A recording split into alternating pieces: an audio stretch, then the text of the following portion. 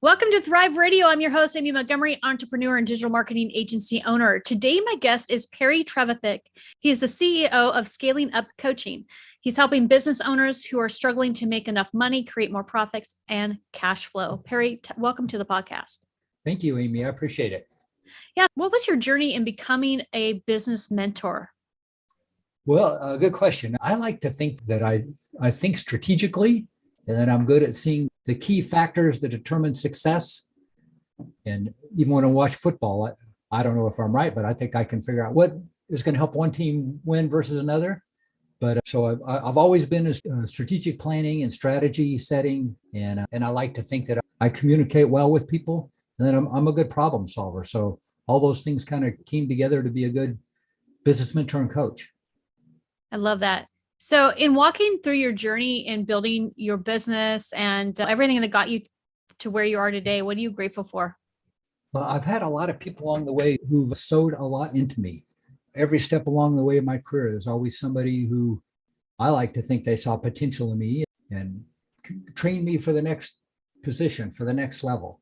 I've seen that happen over and over again, and I've tried to do that myself. And I've always been curious, and I read a lot, and I'm a bit of a business nerd. When I was growing up, I wanted to be a scientist, and my dad was CFO of Fortune 50 companies. And I realized, well, business is pretty cool. I mean, business is numbers and people, and I like both. So I kind of got into that, and so I've just been very blessed and grateful. And the harder I work, the luckier I am. So what are some of the things that tend to suck the profit out of a business? Well, being a strategic marketer, you're going to appreciate that. I think you appreciate this answer. That I think the biggest thing is lack of clarity. In fact, where I like to start with a client is having a really solid strategic plan, helping understand the vision and the mission and the values and beliefs of the company. And then, of course, the marketing piece is closely related to that, who you serve and how you serve them. I think if you really have clarity on who you serve and how you can best serve them, then you can identify your best clients and you can serve them at a high level. And then, of course, having a well-defined beliefs and values allows you to surround yourself with service providers and employees who are aligned with you and want to help you accomplish your strategic plan. So I think clarity is really the key thing there. Why should we build our businesses to sell them? Well, great question. So let's say there's two business people and they both are build strong businesses. One has built his business to sell and the other one has not. And of course, it could be women too. And let's say they both get hit by the proverbial bus, unfortunately. It's a bad day. And the one who's built his or her business to sell has built a management team that can run the business without them.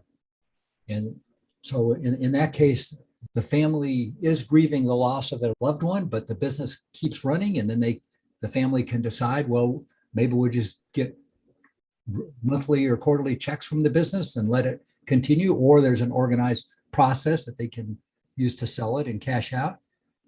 And the other side of the coin is somebody that maybe hasn't done so, and they get hit by the bus. And now their family is not only grieving them, but that person was the key salesperson in the company. And oh, by the way, now it's month end and so sales have been down and there's a loan payment due and payroll. And oh my gosh, the family's got a disaster on their hands in addition to grieving their loved one. And if you go back 2 or 3 years, one person took one path to build a great company and the other person didn't do that. And it led to two very different outcomes down the road. So only about 5% of businesses will be sold. The rest will be closed down or given away. And it's just such a waste and such a shame. There are a lot of people out there, they're working really hard, but they're not making money. They're short on cash. And what are some ways that they can improve their cash flow? Well, this is where my finance background comes in. I was the CFO for years. So that's a softball question for me. One of the first things to do is to go through your balance sheet.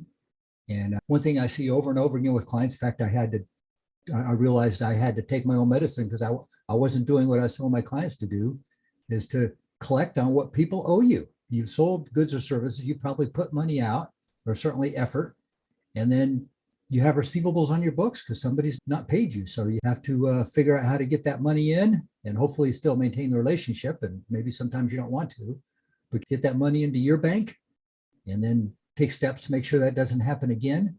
And the same things with your inventory. Make sure you don't have a lot of inventory on hand that's eating up cash that could be in your bank.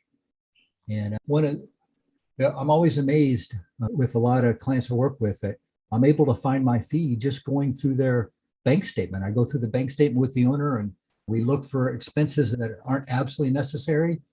And even people that think they're running a tight ship, we can always find a lot of money there. And then the next thing is to structure your P&L properly. And proper structure for P&L is revenue minus cost of goods sold, which is the cost that took to deliver that product or service, and then gross margin, and then operating expenses and operating income. So, but a lot of times I find cost of goods sold scattered out throughout operating expenses. So make sure you have a good cost of goods sold number, and then drill down and calculate that by product and customer.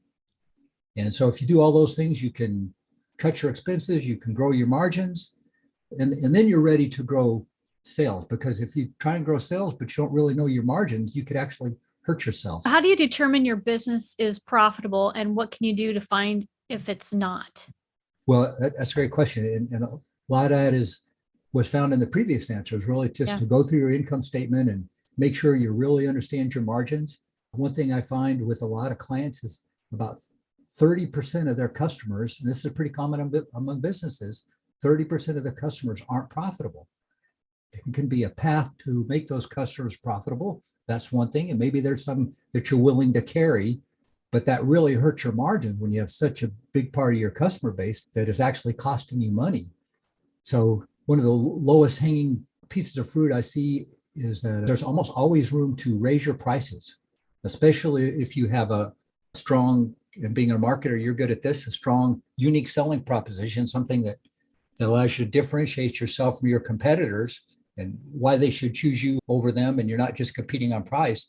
That often, and especially with these inflation numbers and all that, they can give you room to raise your prices.